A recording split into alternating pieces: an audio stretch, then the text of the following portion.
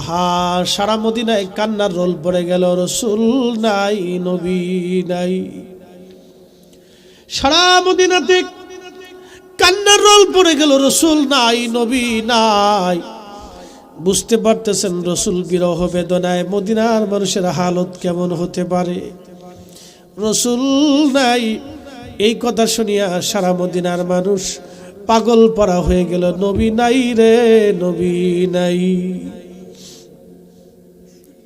3 দিন পর্যন্ত মদিনার মানুষের খাওয়া দাওয়া, রান্না বান্না সব বন্ধ হয়ে গেল। মদিনার কোনো বাড়িতে 3 দিন পর্যন্ত চুলায় আগুন জ্বলে নাই। মদিনার ছোট্ট বাচ্চাটা, মায়ের কোলে যে বাচ্চা দুধ খায়, সে বাচ্চাটাও দুধ খাওয়া বন্ধ করে দিল। নবীর বাড়ি একটা উট ছিল, উটের নাম কাসওয়া।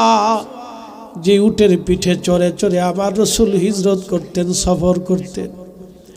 এই কাসওয়া উট বিরহ বেদনা সহ্য করতে না পেরে এই উট 3 দিন পর্যন্ত একাধারে কেঁদেছিল মানুষের মতো।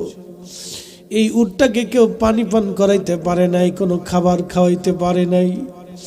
3 দিন এই উট খাওয়া দাওয়া বন্ধ করে শুধু কেঁদেছিল। বিরহ বেদনা, বিরহ বেদনা।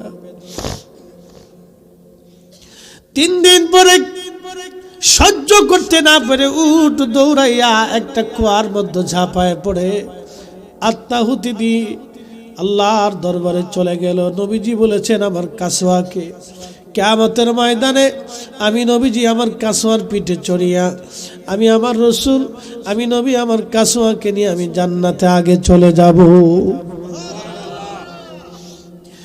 এই কাসওয়া বিরহ বেদনা সহ্য করতে না পেরে কাঁদে। সাহাবীরা পাগল পারা হয়ে গেল, ছোট ছোট বাচ্চারা পাগল পারা হয়ে গেল। নবী নাই রে, নবী নাই। বেলাল রাদিয়াল্লাহু আনহু পাগল পারা হয়ে আজান বন্ধ করে দিলেন। কিতাবের মধ্যে এসেছে প্রিয় নবীর ইন্তেকালের পরে আর কোনোদিন তিনি আজান দেন নাই, একটা আজানও তিনি আর কখনো দেন নাই। সাহাবীরা বারবার অনুরোধ করে বেলাল আজান দাও। বেলাল বলে না রে সাহাবীরা, আমি কারে আজান শোনাবো? কে আমার আজানে নামাজ পড়াইতে আসবে বলো? আমি আজান দিলে রসুল নামাজ পড়াইতে আসতো গো, নবী দেখতাম, এখন আজান দিলে কে আসবে গো বলো? এইভাবে হযরত বেলাল আর আজান দিলেন না, একটা আজানও তিনি আর কখনো দেন নাই। একদিন হযরত আবু বকরের সামনে গাঁঠুরি বেঁধে হযরত বেলাল চলে আসছে। আবু বকর রে, বিদায় দাও, মদিনাতে আর থাকবো না গো, আমি চলে যাব সিরিয়া আর দামেস্কে। আবু বকর বললেন, বেলাল কারণ কি? কি জন্য তুমি সিরিয়াতে চলে যাবে বলো? তোমার কিসের অভাব? কোনো প্রয়োজন থাকলে আমাকে বলো। আবু বকর ডাক দেখা, বেলাল তুমি মসজিদে নববীতে আজান দাও, আমি চাই বারবার তুমি আজান দাও। বেলাল ডেকে বলল, আবু বকর তুমি কি আমাকে স্বাধীন করেছিলে, কিনে এনেছিলে উমাইয়া থেকে, নিজের জন্য না আল্লাহর জন্য? আবু বকর বললেন, বেলাল আমি আল্লাহর জন্য তোমাকে কিনে আজাদ করেছিলাম, তাহলে আমাকে কখনো আর আজান দেওয়ার জন্য তুমি বলবা না আবু বকর, কারণ আমি আর এই আজান দিতে পারবো না, এটা আমি সহ্য করতে পারি না আবু বকর। বেলালের অভিমত হচ্ছে, আবু বকর আমি রওজা শরীফ দেখলে আমার কলিজায় মানে না, মদিনা আমি আর থাকতে পারবো না, আমার কলিজা ফেটে ফেটে আসে, আমার পক্ষে সম্ভব না। বন্ধু খুব মনোযোগ দিবেন, আপনি যদি কখনো মদিনায় মুনওয়ারাতে যান তো যে দেখবেন বহু হাজি রওজা শরীফ দেখলে কান্নায় ভেঙে পড়ে, শুধু কাঁদতে থাকে। বহু হাজি রওজা শরীফ দেখার জন্য পাগল পড়া হয় কখন মদিনাতে যাব। বাংলাদেশে এমনও মানুষ আছে নিবৃতে নির্জনে শুধু কাঁদে, কখন আমি মদিনায় যাব, আমি মদিনায় যাইতে পারবো নি, মদিনায় যাওয়ার আমার আর কখনো সুযোগ হবে নি। আমি দেখেছি বহু হাজি মদিনাতুল মুনওয়ারা থেকে ফিরে আসার সময়, বহু হাজি মদিনা থেকে ফিরে আসার সময় বহু হাজি চোখের পানি ফেলে ফেলে বিদায়ের সময় কান্না করে। হাজির চিন্তা কোনোদিন আর মদিনায় আসার সুযোগ আমার হবেনি, কোনোদিন আর আসতে পারবো নি। ইয়া রাসূলুল্লাহ, আপনার কদম মোবারকে আসছিলাম। মদিনায় যদি মঞ্জুরিয়ত হয়, সব কিছু মঞ্জুরিয়ত হবে। রসুলের দরবারে মঞ্জুরিয়ত না হলে কোনো কিছুই মঞ্জুরিয়ত হবে না। হে রাসূল, তোমায় ভালোবাসি, অন্তরে শুধু, মুখে নয়, জান্নাতের আশায় নয় হে রাসূল, জাহান্নাম কেউ ডরি না। তোমায় পাওয়ার আশায় মন ছুটে যাই মদিনায়, তোমায় পাওয়ার আশায় মন ছুটে যাই মদিনায়। এ আশিকে দিদার দাও না, আর দূরে থাকিও না। এ আশিকে দিদার দাও না, আর দূরে থাকিও না। হযরত বেলাল মদিনা থেকে তিনি চলে গেলেন। চলে যাওয়ার পরে সিরিয়ার দামেস্কে ঘুমিয়েছেন। দীর্ঘদিন পার হয়ে গেল। দীর্ঘদিন পরে একদিন রাত্রিবেলা ঘুমে স্বপ্ন দেখে আল্লাহর নবী বেলালের করে ঘরে রসুল করিম তশরিফ এনেছে। বেলালকে ডাকতে বলে, বেলাল, ও বেলাল, আমার সাথে কেন এমন জুলুম শুরু করছো তুমি? কতদিন হলো তুমি আমার জিয়ারতে আসো না গো বেলাল, আমার সাথে কেন জুলুম শুরু করছো? তুমি আসো আমার জিয়ারতে। বুঝতেই পারতেছেন আমার নবী জিয়ারতের জন্য বেলালকে ডাকে, তার মানে জিয়ারত মানে সাক্ষাৎ। বেলাল রে, এ কেমন জুলুম তুমি শুরু করছো আমার সাথে? কতদিন হলো তুমি আমার জিয়ারতে আসো না রে বেলাল, আয় আমি নবীর জিয়ারতে আয়। স্বপ্নখানা দেখার পরে বেলাল পাগল হয়ে গেলেন। ঘুম থেকে উঠে সুদূর সিরিয়া থেকে বেলাল রওনা হয়ে গেলেন মদিনার পানে। 2-4 কিলোমিটার না, শত শত হাজার হাজার মাইল মরুভূমি, মরুদ্যানের পথ বে বে বে বে আশিক রসুল হযরত বেলাল সিরিয়ার দামেস্ক থেকে মদিনাতুল মুনাওয়ারাতে এসে রাত্রিবেলা তাহাজ্জুদের সময় আল্লাহর হাবিবের রওজা শরীফ কাঠের জালি দিয়ে তখন ঘিরে রাখা ছিল। ওই রওজা শরীফের কাঠের জালির সঙ্গে মাথা ঠেকাইয়া বেলাল কান্দার বলে, হুজুর, গোলামকে আসতে বলেছিলেন, গোলাম আপনার কদম মোবারকে হাজির। ইয়া রাসূলুল্লাহ, আপনার গোলাম আপনার কদম মোবারকে আসছে, আপনি আসতে বলেছিলেন, আমি আসছি নবী গো, আমি আসছি। ইয়া রাসূলুল্লাহ, আপনার কদম মোবারকে হাজির হইছি। আল্লাহর নবী বলতেন, মান যারা কবরি ওয়াজাবাত লাহু শাফাআতি ইয়াউমুল কিয়ামা।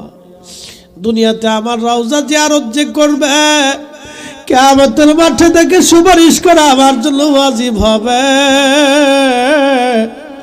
চিৎকার মেরে জোরে বলেন না, ইয়া রাসূলুল্লাহ, আমি জানি প্রেমে পাগল সে তো মদিনা, আমি জানি প্রেমে পাগল সে তো মদিনা। প্রেমানলে পুরে মরি, প্রেমানলে পুরে মরি, ওহে রব্বানা আমি জানি। আল্লামা ইমাম তাকিউদ্দিন সুবকি রাহমাতুল্লাহ আলাইহি সেই সময় একজন বড় আশিক রাসূল ছিলেন। তিনি মিশরের অনেক বড় বিখ্যাত মুহাদ্দিস ছিলেন।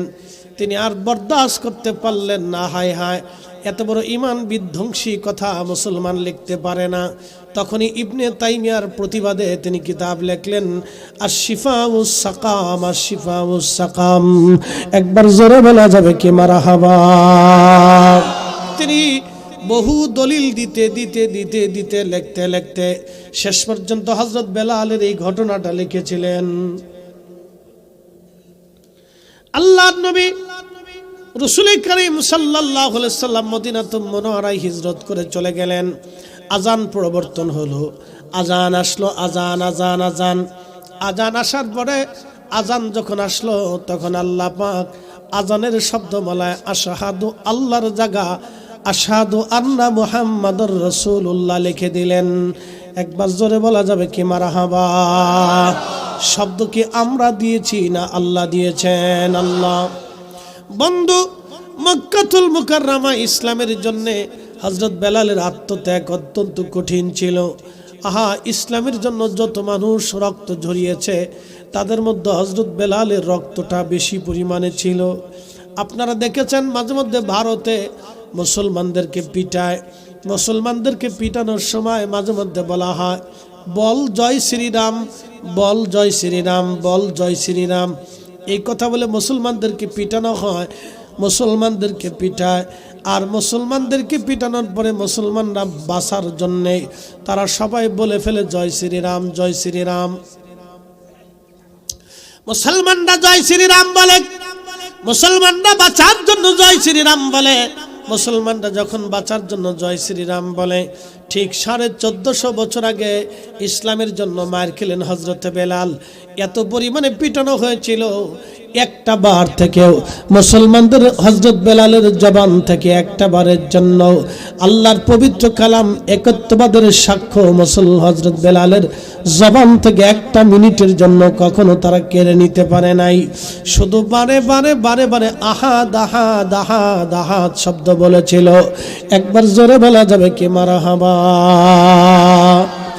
তেলের গাড়ি তেলে চলি, হাওয়ার গাড়ি হাওয়ায় উড়ে, বিনা তেলে চালাই গাড়ি নবী সুলাইমান। আমরা সেই মুসলমান, আমরা সেই মুসলমান। কথা বলেন ঠিক কিনা? প্রিয় চান্দিরাবাসী মনোযোগ দিবেন। প্রিয় নবীজি হিজরত করে মদিনায় যাওয়ার পরে আজান প্রবর্তন হলো।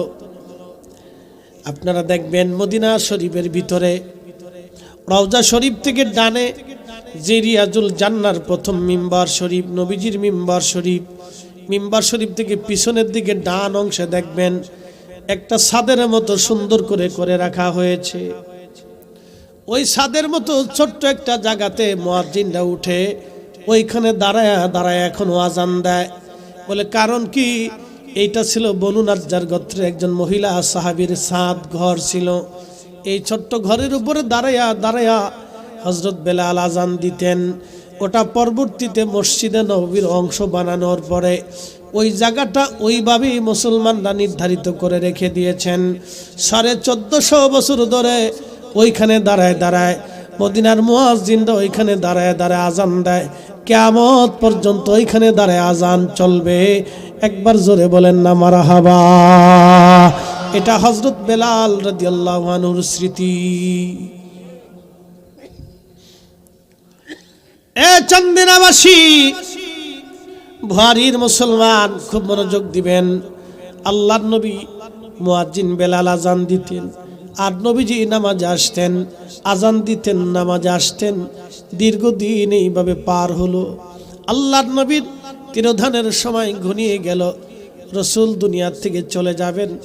দীর্ঘদিন ধরে অসুস্থতায় বোধ করতেছেন, কষ্ট হচ্ছিল নবীজির। প্রথম দিন জিব্রাইল আসছে, ইয়া রাসূলুল্লাহ, আল্লাহ জানতে চেয়েছেন আপনি কেমন আছেন। আল্লাহ সবই জানেন। জিব্রাইলকে নবী বললেন, জিব্রাইল, আমি অসুস্থতা বোধ করতেছি, আমার শারীরিকভাবে আমি অসুস্থতায় আছি। জিব্রাইল চলে গেলেন। দ্বিতীয় দিন আবার আসছে, হুজুর আল্লাহ পাঠিয়েছেন আপনার খোঁজ নেওয়ার জন্যে, হুজুর আপনি কেমন আছেন। জিব্রাইলকে নবী বললেন, জিব্রাইল আমি অসুস্থ আছি, ভালো লাগে না, অসুস্থতা বোধ হয়, খারাপ লাগে। জিব্রাইল চলে গেলেন। তৃতীয় দিন আবার আসছে, ইয়া রাসূলুল্লাহ আপনি কেমন আছেন, আল্লাহ পাঠাইছে। বলে জিব্রাইল আল্লাহকে বলো আমি অসুস্থতা বোধ করতেছি। জিব্রাইল আবার চলে গেলেন। চতুর্থ দিন জিব্রাইল এবং আজরাইল দুইজন একসাথে আসছে। একসাথে এসে অনুমতি চাইলেন। পৃথিবীতে একটা ঘর, যেই ঘরে ঢোকার আগে পৃথিবীর সব ফেরেশতারা অনুমতি নিত। জিব্রাইল, মিকাইল, ইসরাফিল, আজরাইল আর সব ফেরেশতা আসার আগে ওই ঘরের মধ্যে ঢোকার আগে অনুমতি নিত। ইয়া রাসূলুল্লাহ অনুমতি দিলে ভিতরে আসবো। আল্লাহর নবী অনুমতি দিলে এরা ঢুকতো, নতুবা ঢোকার সাহস কারো ছিল না। তিনি আমাদের নবী, তিনি আমাদের নবী, তিনি হাবিবুল্লাহ রাহমাতুল লিল আলামিন, সাইয়্যিদুল কাউনাইন ওয়াস সাকালাইন, সাহেবে মাকামে মাহমুদ, সাহেবে মেহশার, সাহেবে কুরআন, সাহেবে জান্নাত। তিনি মহা ইজ্জত আলা, যার ইজ্জতের পরে আর কারো ইজ্জত নাই। তিনি আমাদের নবী, আমাদের নবী। তার দরজায় ঢোকার আগে জিব্রাইল, আজরাইল ইজাজত ছাড়া ঢুকতে পারত না। একবার জোরে বলা যাবে কি মারহাবা।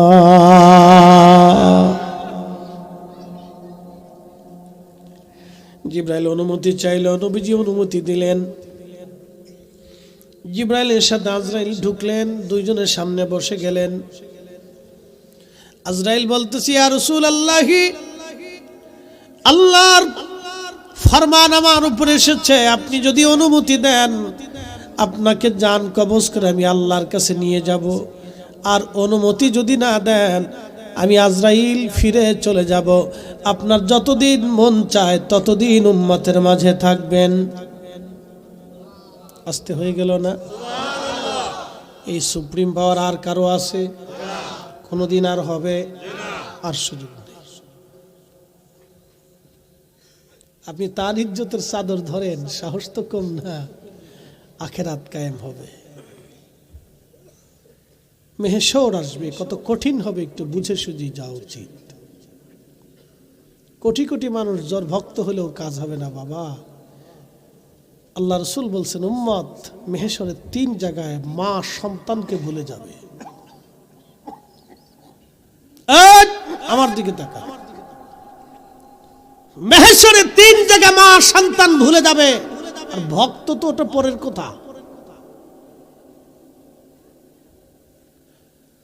মা সন্তানকে ভুলে যাবে। এবার বুঝতে পারতেছেন, পৃথিবীর সবাই সন্তানকে ভুললো, মা ভুলে না। কিন্তু মা সেই সময় ভুলে যাবে, সন্তানের কথা মনে রাখবে না, পরিচয় দিতে চাবে না, টাইম নাই। প্রিয় রাসূল বলেছেন, ওই সময় আমি উম্মত তোমার জন্য দাঁড়িয়ে থাকবা। একসাথে বলেন না ইয়া রাসূলুল্লাহ। প্রিয় নবী বলেন, উম্মত আমি সেই সময় তোমার জন্য দাঁড়ানো থাকবো। ওইখানে মিজানের পাল্লায় মা সন্তান ভুলে যাবে, কিন্তু আমি নবী তোমাকে ভুলবো না। আমাদের সেই নবী। মেহশরটা কত কঠিন হবে বুঝেন। এই জন্য রাসূল ছাড়া আমাদের আর কোনো রাস্তা নাই। জিব্রাইল ডেকে বলেন, হুজুর আল্লাহ জানিয়েছেন, আল্লাহর ফরমান এরকম, আজরাইলের জন্য আপনি অনুমতি দিলে নিয়ে যাওয়া হবে, না হলে সে চলে যাবে। আল্লাহ বলেন, জিব্রাইল ইজাজত কি এরকম? বলে হ্যাঁ অনুমতি এরকম। তবে ইয়া রাসূলুল্লাহ আপনার মাসুক, আপনার মাওলা আপনার অপেক্ষায় আগ্রহী হয়ে আছে। আপনার মাবুদ আপনার অপেক্ষায় আগ্রহী হয়ে আছে। তখন আল্লাহর নবী ডাক দিলেন, জিবরাইল আর দেরি করো না, আমাকে নিয়ে চলো, আমি রব্বে কারীমের দরবারে চলে যাব, আর দুনিয়াতে আমি থাকতে চাই না। চিৎকার মেরে জোরে বলেন না মারহাবা। আল্লাহর জিবরাইল আজরাইল আল্লাহর নবীকে সম্মানের সাথে নিয়ে চলে গেলেন। আহা, সারা মদিনায় কান্নার রোল পড়ে গেল, রাসূল নাই, নবী নাই। সারা মদিনাতে কান্নার রোল পড়ে গেল, রাসূল নাই, নবী নাই। বুঝতে পারতেছেন রাসূল বিরহ বেদনায় মদিনার মানুষের হালত কেমন হতে পারে। রাসূল নাই, এই কথা শুনিয়া সারা মদিনার মানুষ পাগল পড়া হয়ে গেল, নবী নাই রে, নবী নাই। 3 দিন পর্যন্ত মদিনার মানুষের খাওয়া দাওয়া, রান্না বান্না সব বন্ধ হয়ে গেল। মদিনার কোনো বাড়িতে 3 দিন পর্যন্ত চুলায় আগুন জ্বলে নাই। মদিনার ছোট্ট বাচ্চাটা, মায়ের কোলে যে বাচ্চা দুধ খায়, সে বাচ্চাটাও দুধ খাওয়া বন্ধ করে দিল। নবীর বাড়ি একটা উট ছিল, উটের নাম কাসওয়া। যে উটের পিঠে চড়ে চড়ে আমার রাসূল হিজরত করতেন, সফর করতেন। এই কাসওয়া উট বিরহ বেদনা সহ্য করতে না পেরে এই উট 3 দিন পর্যন্ত একাধারে কেঁদেছিল মানুষের মতো। এই উটটাকে কেউ পানি পান করাইতে পারে নাই, কোনো খাবার খাওয়াইতে পারে নাই। 3 দিন এই উট খাওয়া দাওয়া বন্ধ করে শুধু কেঁদেছিল, বিরহ বেদনা, বিরহ বেদনা। 3 দিন পরে সহ্য করতে না পেরে উট দৌড়াইয়া একটা কুয়ার মধ্যে ঝাঁপায় পড়ে আত্মাহুতি দিয়ে আল্লাহর দরবারে চলে গেল। নবীজি বলেছেন আমার কাসওয়াকে, কিয়ামতের ময়দানে আমি নবীজি আমার কাসওয়ার পিঠে চড়িয়া, আমি আমার রাসূল, আমি নবী আমার কাসওয়াকে নিয়ে আমি জান্নাতে আগে চলে যাব।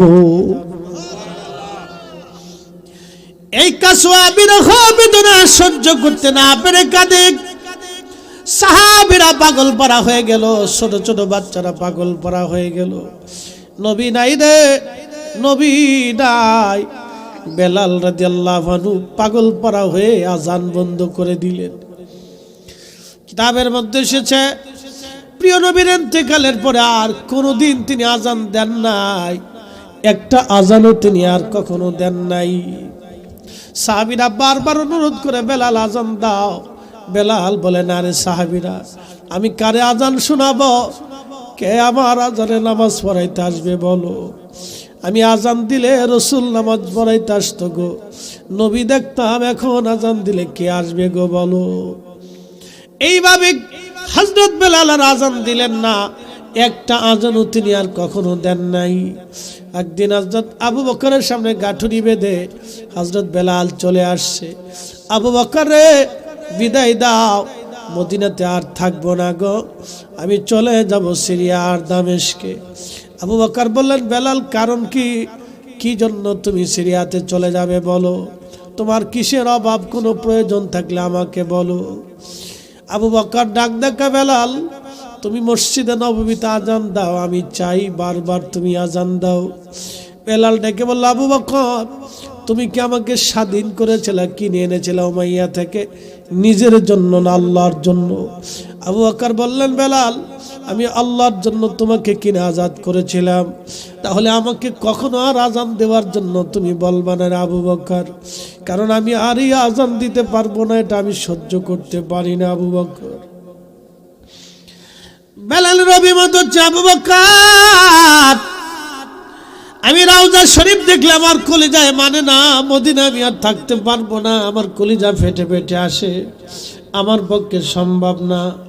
বন্ধু খুব মনোযোগ দিবেন, আপনি যদি কখনো মদিনায় মুনাওয়ারাতে যান তো যে দেখবেন বহু হাজি রওজা শরীফ দেখলে কান্নায় ভেঙে পড়ে, শুধু কাঁদতে থাকে। বহু হাজি রওজা শরীফ দেখার জন্য পাগল পড়া হয়, কখন মদিনাতে যাব। বাংলাদেশে এমনও মানুষ আছে নিবৃতে নির্জনে শুধু কাঁদে, কখন আমি মদিনায় যাব, আমি মদিনায় যাইতে পারবো নি।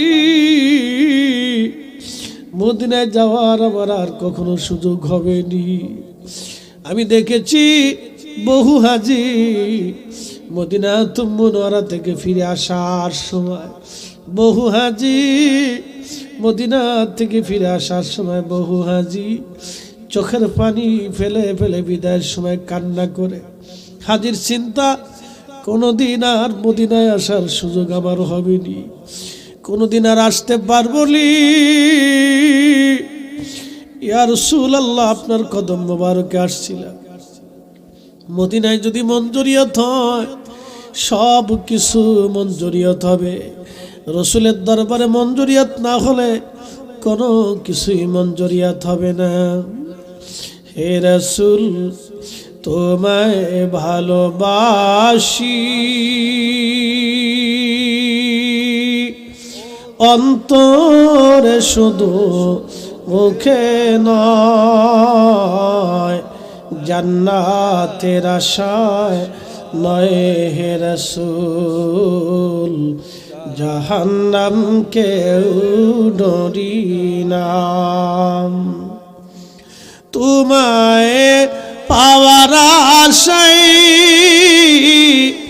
মন ছুটে যাই মদিনায়,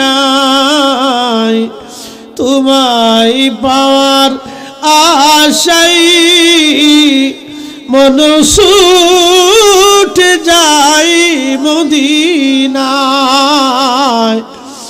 এ আশিকে দিদার দাও না,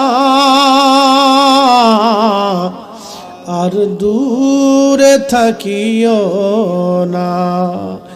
এ আশিকে দিদার দাও না, আর দূরে থাকিও না। হযরত বেলাল মদিনা থেকে তিনি চলে গেলেন। চলে যাওয়ার পরে সিরিয়ার দামেস্কে ঘুমিয়েছেন। দীর্ঘদিন পার হয়ে গেল। দীর্ঘদিন পরে একদিন রাত্রিবেলা ঘুমে স্বপ্ন দেখে আল্লাহর নবী বেলালের কুরে ঘরে রসুল করিম তশরিফ এনেছেন। বেলালকে ডাকতে বলে, বেলাল, ও বেলাল, আমার সাথে কেন এমন জুলুম শুরু করছো তুমি? কতদিন হলো তুমি আমার জিয়ারতে আসো না গো বেলাল, আমার সাথে কেন জুলুম শুরু করছো তুমি? আসো আমার জিয়ারতে।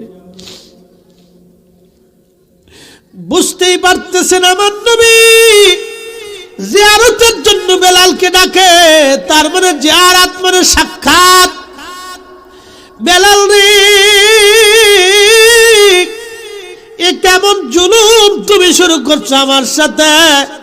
কতদিন হলো তুমি আমার জিয়ারতে আসো না রে বেলাল, আয় আমি নবীর জিয়ারতে আয়। স্বপ্নখানা দেখার পরে বেলাল পাগল হয়ে গেলেন। ঘুম থেকে উঠে সুদূর সিরিয়া থেকে বেলাল রওনা হয়ে গেলেন মদিনার পানে।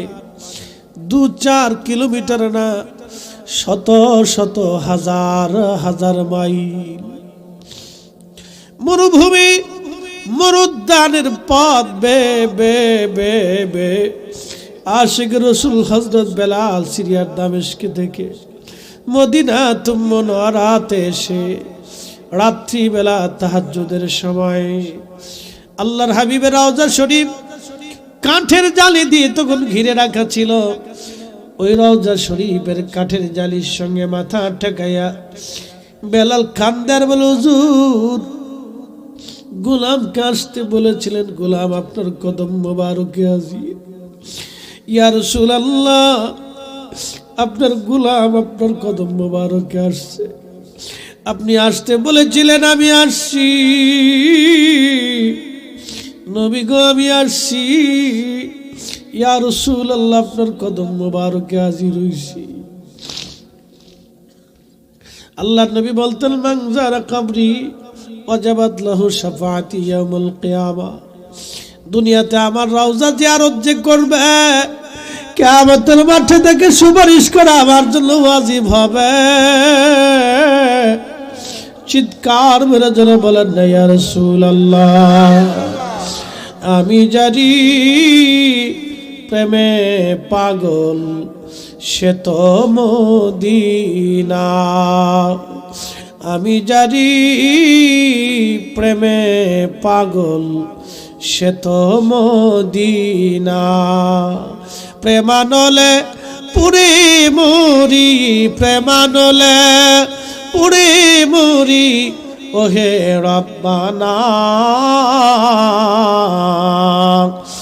আমি জানি প্রেমে পাগল সে তো মদিনা।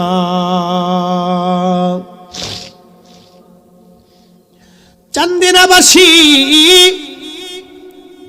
নতুন মসজিদ আসছে আজান দেওয়ার জন্য, এসে দেখে রে প্রিয় নবীর মুয়াজ্জিন রওজার শরীফের পাশে বসে বসে কান্দে। ডাক দেখায় মদিনাবাসী, শুনছ নবীর মুয়াজ্জিন হযরত বেলাল আমাদের মাঝে ফিরে আসছে গো। সারা মদিনা থেকে মানুষেরা দৌড়ায় দৌড়ায় এসে দেখে নবীর মুয়াজ্জিন কান্দে।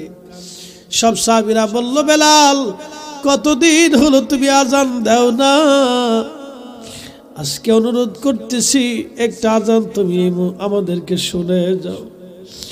বেলাল বলে, না আমি নিয়ত করছি আর কখনো আজান দিতে আমি পারবো না গো। সাহাবীরা আমাকে অনুরোধ করো না, আজান দিলে নবী আসতো, আজকে আসবে বলো। আজান দিলে আমার রাসূলুল্লাহ মধ্যে আসতো, আমার নবী দাঁড়াইতো, আমি একামত দিতাম, আর কে আসবে বলো। আমার আজান দিতে বইল না, আমি আর কখনো আজান দিতে পারবো না, এটা সম্ভব হবে না। সব সাহাবী অনুরোধ করে, হযরত বেলাল বলে, না আমি পান করেছি আর আমার দ্বারা সম্ভব হবে না। সাহাবীরা বলল, বুঝছি হাসান হুসেনকে নিয়ে আসো, হাসান হুসেন ছাড়া তাকে রাজি করানো সম্ভব হবে না। ছোট্ট হাসান হুসেন রাদিয়াল্লাহু আনহুমাকে আনা হলো। বর্তমান বাবু সালাম 7 নম্বর গেট দিয়ে সামনে আগাইলে একটা মসজিদ আছে, মসজিদে আলী। এটাই ছিল ফাতেমা রাদিয়াল্লাহু আনহার বাড়ি। হযরত বেলাল দৌড়াইয়া সব সাহাবীরা ইমাম হাসান হুসেনকে নিয়ে আসার পরে যখন তারা আসছে, বেলাল রওজা শরীফ থেকে উঠে ইমাম হাসানের বুকের মধ্যে মাথা ঠেকে গুনগুন করে কান্দে। আবার ইমাম হুসেইনের বুকের মধ্যে মাথা ঠেকে বেলাল কাঁদতেছিল। তারা দুইজনকে দেখতে রাসূল করিমের মতো দেখা যায়, তো নানার চেহারা পাইছিল। বেলাল কাঁদতে লাগছে। ঠিক এমন সময় হাজরাতে ইমাম হাসান ডাক দিয়ে বলল, নানার মুয়াজ্জিন, ও নানার মুয়াজ্জিন, কতদিন হলো তুমি আমরা আজান শোনাও না। নানার মুয়াজ্জিন, তুমি মিনারাই যাও, যে লাহান দিয়ে নানার আজান শোনাইতা ওই আজানটা আমরাও শোনাও। হযরত বেলাল আশিক রাসূল আর স্থির থাকতে পারেন নাই, দৌড়ায় চলে গেলেন। যে ছাদটা এখনো মসজিদে নববীতে আছে বাবাজি, হুজরা শরীফের ভিতরে রিয়াজুল জান্নার পিছনে ডান পাশের দিকে আপনারা দেখবেন সেই ছাদটা এখনো আছে। ওইখানে দাঁড়ায় মুয়াজ্জিনরা এখনো আজান দেয়। ওইখানে দাঁড়ায় গেলেন নবীর মুয়াজ্জিন রাসূল হযরত বেলাল। দাঁড়ায়া যখন টান দিছে আল্লাহু আকবার, আল্লাহু আকবার, আহা বেলালের আজানের মধুরতা এতই কঠিন ছিল, ফুয়ুজুত এতই কঠিন, ইশকে রাসূল নবীর ইশকের প্রেমের টান এতই মজবুত। ইমাম তাকিউদ্দিন সুবকি লেখেন, মদিনার ঘর থেকে, মদিনার বাড়ি থেকে মহিলারা বাচ্চারা বের হয়ে দৌড় মারছে, আশহাদু আল্লা ইলাহা ইল্লাল্লাহ বলে যখন বেলাল টান দিছে, মদিনার ঘর থেকে ছোট ছোট বাচ্চারা বৃদ্ধরা দৌড়ায়। সবার মুখে একটা বাণী, ইমাম সুবকি লিখতেছেন, সবাই শুধু বলতেছিল, রাসূল কি ফিরে আসছেনি, নবী ফিরে আসছেনি।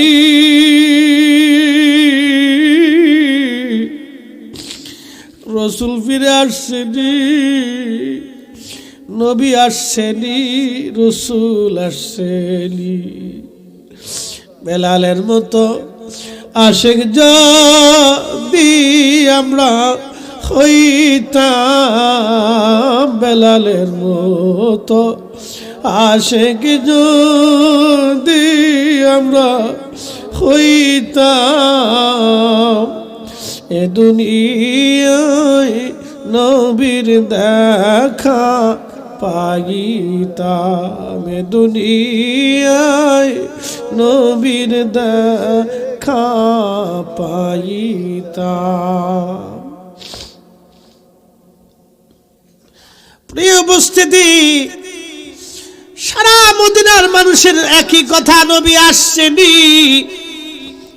নবী আসছেনি।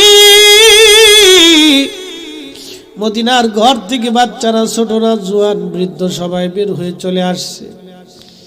সারা মদিনার মানুষ দৌড়ায় দৌড়ায় কান্দায়, রসুল আসছেনি, নবী আসছেনি বলো। বেলাল যখন টান দিছে আশহাদু আন্না মুহাম্মাদার রাসূলুল্লাহ, ইমাম সুবকি লিখতেছেন পৃথিবীতে কারো আজানে কখনো পৃথিবী কাঁপে নাই, কারো আজানে কোনোদিন আর পৃথিবী কখনো কাঁপবে না।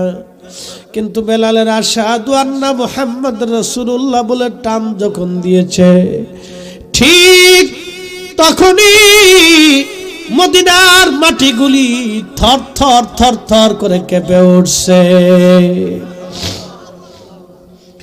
বুঝতেই পারতেছেন মদিনার মাটি ইশকে রাসূলের তাড়না, বিরহে বেদনা, মদিনার মাটিগুলি আওয়াজে থর থর করে কেঁপে উঠল। রসুল প্রেমে মাটি কেঁপে উঠেছে। যখনই মাটি কেঁপে উঠল তখনই বেলাল অজ্ঞান হয়ে গেলেন। সারা মদিনাতে কান্নার রোল। নবীর ইন্তেকালের পরে এইভাবে আর কখনো মদিনার মানুষ কাঁদে নাই। এত পরিমাণে কান্না, মদিনার সমস্ত মানুষগুলি সেই দিন কেঁদেছিল, একটা ছোট্ট বাচ্চা পর্যন্ত বাদ যায় নাই। আহা, ইশকে রাসূল এতই কঠিন। হযরত বেলাল রাদিয়াল্লাহু আনহু বুঝতে পারতেছেন মাটি কেঁপে উঠছে, তাহলে সাহাবীদের হালত সেই দিন কি হয়েছিল বেলালের সেই মধুর কণ্ঠের আজানে। হযরত বেলাল হুঁশ ফিরে আসার পরে রওজার পাশে গেলেন, চোখের পানি ফেলে ফেলে কাঁদে বলে, হুজুর গোলাম আসতে বলেছিলেন, গোলাম উপস্থিত হয়েছে। নবী গো, আমি আসছি, আজান দিয়েছি, আপনি আসেন নাই। বিরহ বেদনা নিয়ে জিয়ারত শেষ করে বেলাল চলে গেলেন। আর কোনোদিন মদিনাতে আসেন নাই, আর কোনোদিন ফিরে আসেন নাই, আর কোনোদিন ফিরে আসেন নাই, আর কোনোদিন ফিরে আসেন নাই, আর কোনোদিন ফিরে আসেন নাই। হে রাসূল, তোমায় ভালোবাসি মুখে নয়, জান্নাতের আশায় নয়। হে রাসূল, জাহান্নাম কেউ ডরি না। তোমায় পাওয়ার আশায় মন ছুটে যাই মদিনায়, এ আশিকে দিদার দাও না, আর দূরে থাকিও না। এ আশিকে দিদার দাও না, আর দূরে থাকিও না। আল্লাহুম্মা সাল্লি আলা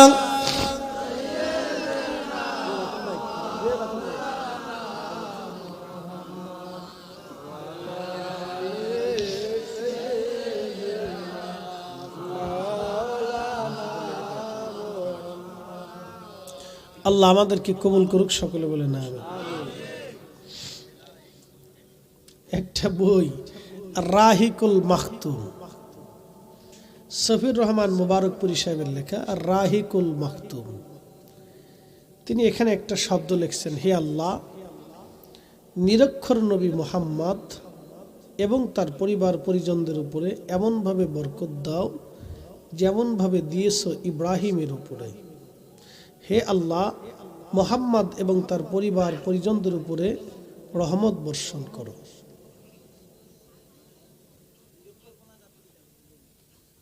বুঝছি, আমার তো বুঝার বাকি নাই। এই শোনেন, আপনারা একটা কথা বুঝেন তো, নিরক্ষর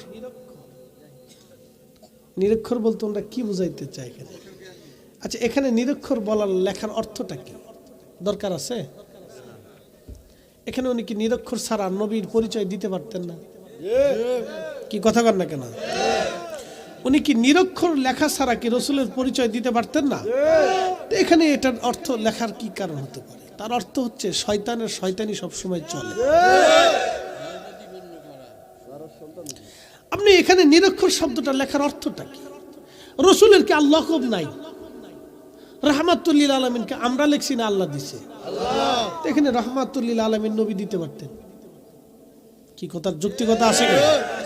উনি এখানে সফিউর রহমান আর রাহিকুল মাকতুম, বাস আমাদের দেশে খুব পঠিত, খুব জনপ্রিয় ওনাদের কাছে। একবারে ভাবছে যে ওনারা এইগুলো পড়বেন কেন, এই সমস্ত বই পড়বেন না। এইগুলো বই পড়ার অর্থ কি? আজারে বাজারে বই। আর রাহিকুল মাকতুম কেন পড়বেন? বিশ্ববিখ্যাত ইমামদের লেখা সিরাতের কিতাব আছে। ইমাম ইবনু কাসিরের লেখা আল বেদায়া পড়বেন, ইমাম কাস্তালানির আল মাওয়াহিব পড়বেন, শেখ আব্দুল হক মুহাদ্দিস দেহলভির মাদারিজুন নবুওয়াত পড়বেন। একসাথে বলবেন না মারহাবা? হযরত আল্লামা ইমাম কাজী আয়াস আল মালিকি রাহমাতুল্লাহ কিতাবুশ শাফা পড়বেন, ইমাম আব্দুর রহমান জালালউদ্দিন আস-সুয়ুতির খাসাইসুল কুবরা পড়বেন। এগুলো পড়তে হবে কেন? এগুলো পড়বেন না। কি কথা ঠিক আছে ভাই? যেখানে রসুলের শানকে ছোট করা হয়েছে সেখানে আমরা পড়বো না। এখানে উনি নিরক্ষর দিয়ে রসুলকে পরিচয় করানোর কি আছে? হ্যাঁ, কেন এখানে নিরক্ষর দিয়ে রসুল পরিচয় করতে হবে? ফাজিল কোথাকার! রসুলকে নিরক্ষর দিয়ে পরিচয় করাইতে হবে কেন? নবী তো হাবিবুল্লাহ। কি কথা ঠিক আছে না? তিনি কি হাবিবুল্লাহ। আচ্ছা, এটা কার কালাম? আল্লাহ। এখানে কি কোনো ভুল টুল আছে? এখানে আল্লাহ বলছেন, কামা আরসালনা ফিকুম রাসূলাম মিনকুম ইয়াতলু আলাইকুম আয়াতিনা। ও নবী, আপনাকে দুনিয়াতে পাঠিয়েছি এই জন্য যে আপনি আমার আয়াত সমূহ তেলাওয়াত করে উম্মতকে শিক্ষা দিবেন। রসুল কি খালি আয়াত শিক্ষা দিছে না, বিধানও শিক্ষা দিছে? এই কোরআনের কয়টা এলেম আছে? দুইটা। জোরে বলেন, কয়টা দিক আছে? একসাথে বলেন, কয়টা দিক? দুইটা দিক আছে। একটা দিক হলো জাহের, আর একটা দিক বাতেন। এটাকে আমরা বেশি বুঝি না, রসুল বুঝতেন। তো রসুল কারীমকে নিরক্ষর বলার অর্থ কি আছে? এরপর আল্লাহ বলছেন, ওয়ায়ুযাক্কিকুম ওয়ায়ুআল্লিমুকুমুল কিতাবা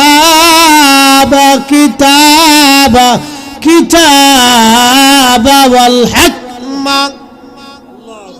জোরে জোরে জোরে জোরে। যিনি হিকমত শিক্ষা দেন তিনি নিরক্ষর, যিনি কিতাব শিখাবেন তিনি নিরক্ষর, যিনি এলেম শিখাবেন তিনি নিরক্ষর। পাগল ছাগল কোত্থেকে এগুলো? এসব বই পড়ে নিজে সময় নষ্ট করা, এসব বই পড়ার তো দরকার নাই।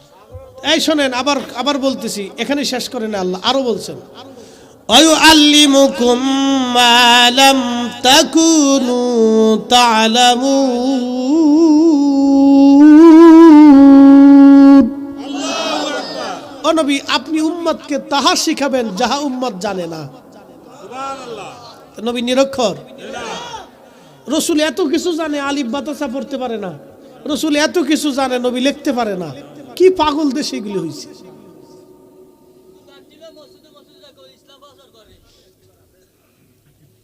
আচ্ছা না, আমার বক্তব্য হলো যে এই যে আর রাহিকুল মাকতুম একটা বই, হে আল্লাহ, নিরক্ষর নবী মুহাম্মদ, এখানে নিরক্ষর দিয়ে রসুলকে পরিচয় করানোর কি আছে? কেন এটা লিখতে? কি প্রশ্ন আছে না ভাই? রসুলের কি আর লকব নাই? তো এখানে নবী মুহাম্মদের আগে তো আল্লাহ দেওয়া কত লোকব আছে সেগুলো লাগাইতে পারতো, নিরক্ষর লাগে লোকে। তার অর্থ হলো অন্তরে ভেজাল আছে। কি কথা ঠিক আছে না? অন্তরে কি আছে? ভেজাল আছে, অন্তরে ভেজাল আছে। নিরক্ষর দিলে কে? নিরক্ষর ছাড়া কি আর শব্দ নাই? রাসূল কারীমের শান মানে ইজ্জতের উপর কি আল্লাহর কালাম দেয় নাই? তো এত কিছু বাদ দিয়ে তুমি নিরক্ষর দিতে যাও, তার মানে তোমার অন্তরে ভেজাল আছে, ভেজাল আছে, ভেজাল ভেজাল পুরেই ভেজাল। কাবজাব কাবজাব কাবজাব কাবজাব কাবজাব নেন, এটা হে আল্লাহর কাছে হিসাব দেব, ওইটা আমার কাছে চিন্তা না। কি কথা ঠিক আছে না? মনিবের শাহী দরবারে হাত তুলে সকলে বলি আল্লাহুম্মা আমিন। রব্বানা আতিনা ফিদ দুনিয়া হাসানাতাও ওয়া ফিল আখিরাতি হাসানাতাও ওয়া কিনা আযাবান নার। রব্বানা লা তুজিগ কুলুবানা বা'দা ইয হাদাইতানা ওয়া হাব লানা মিন লাদুনকা রাহমাতান ইন্নাকা আনতাল ওয়াহ্হাব। রব্বুল আলামিন আল্লাহ, বুয়ারি পূর্বপাড়া গাজীবাড়ি জামে মসজিদ ময়দানে আজকের মাহফিল আল্লাহ মরহুম ইদ্রিস আলী সাহেবের স্মরণে আজকের মাহফিল তোমার শাহী দরবারে কবুল করো আল্লাহ। ইয়া রাব্বি, মাহফিল কানা কবুল করে নে হাদিয়া তোমার হাবিবের খেদমতে জান্নাতের বাগানে পৌঁছায় দাও আল্লাহ। জান্নাতুল বাকি মুআল্লা বদর উহুদ খন্দক মুতা হুনাইন শহাদায়ে কারবালার হুজুরে দয়া করে হাদিয়া পৌঁছাও আল্লাহ। আল্লাহ কাদেরিয়া চিশতিয়া নকশবন্দিয়া মুজাদ্দিদিয়া হানাফি শাফি মালিকি হাম্বলি যত আউলিয়াত কিয়া নুজাবানু কাবা ওলি আল্লাহ আমার হুজুর কেবলা সহ এই জমিনের মাটির নিচে তোমার যত অলিগণ ঘুমায় আল্লাহ সকলার হুজুরে তুমি দয়া করে হাদিয়া পৌঁছায় দাও। বাবার কুল মায়ের কুল যারা কবরে ঘুমাইলো আল্লাহ জনাব গাজী মোহন ভাই, তেনার আব্বা জান আজকে দুনিয়ায় নাই, মা দুনিয়াতে নাই। আল্লাহ সহধর্মিনী তিনিও দুনিয়ার থেকে কবরে চলে গেলেন। ইয়া রাব্বি আল্লাহ তাদের কবরগুলি দয়া করে জান্নাতের বাগান বানায়া দাও আল্লাহ। তাদের কবরে তুমি দয়া করে সওয়াব পৌঁছে দাও ইয়া রাব্বি। এলাকার যত মানুষ কবরে ঘুমায় গেল সবার কবরে তুমি দয়া করে সওয়াব পৌঁছাও আল্লাহ।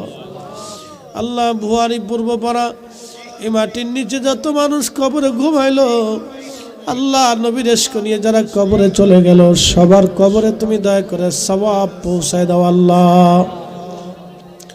মুসা নবীরে করছ গো দয়া আল্লাহ, তোর পাহাড়ে ডাকিয়া আমারে নি করবা গো দয়া আল্লাহ। মদিনাতে নিয়া গো আল্লাহ মাফ করছনি আল্লাহ। তোমার হাবিবের জিয়ারত না করায়া কবরে ডাক দিও না আল্লাহ। জীবনের গুনাহ মাফ না করায়া কবরে ডাক দিও না আল্লাহ। জীবনের অপরাধ না মাফ না করায়া কবরে ডাক দিও না আল্লাহ। আল্লাহ আমার ভাইজান গাজী মোহন মিয়া সাহেব তিনার হায়াতের মধ্যে অফুরন্ত বরকত দিয়ে দাও আল্লাহ। এখানে অনেক মুরব্বীরা আছে, চেয়ারম্যান সাহেব সহ ওলামায়ে কেরাম সহ আল্লাহ আমার সামনে উপবিষ্ট তরুণ যুবক ভাইরা সই মাহফিলের জন্য নিবেদিত প্রাণ হয়ে যারা উপস্থিত হলো আল্লাহ তোমার মায়ার বান্দা বান্দি কাউকে শূন্য হাতে তুমি বাড়ি ফিরাইয়া দিও না আল্লাহ। ইউনুস নবীর করছ গো দয়া আল্লাহ, মাছের পেটেতে রাখিয়া আমার নি